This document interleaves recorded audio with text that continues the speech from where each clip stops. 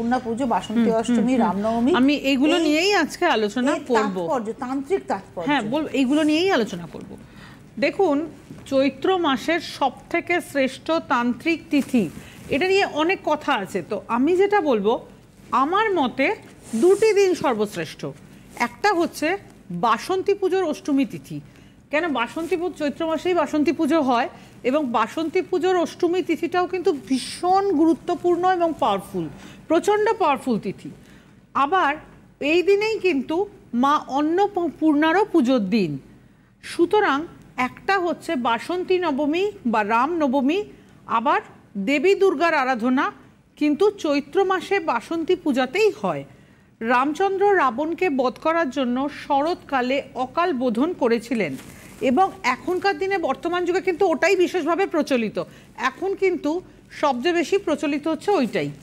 বসন্তকালে দুর্গাপুজো কিন্তু দেবীর আরাধনায় রাজা সুরত রাজ্যপাট হারিয়ে মুনির পরামর্শে বসন্তকালে প্রথমবার দেবী দুর্গার পুজো করেছিলেন। রাজা সুরতের শত্রু নাশ হয়, রাজ্যপাট ফিরে পান, এবং বাসন্তী পূজার এই অষ্টমী নবমী তিথি খুব তাৎপর্যপূর্ণ তিথি।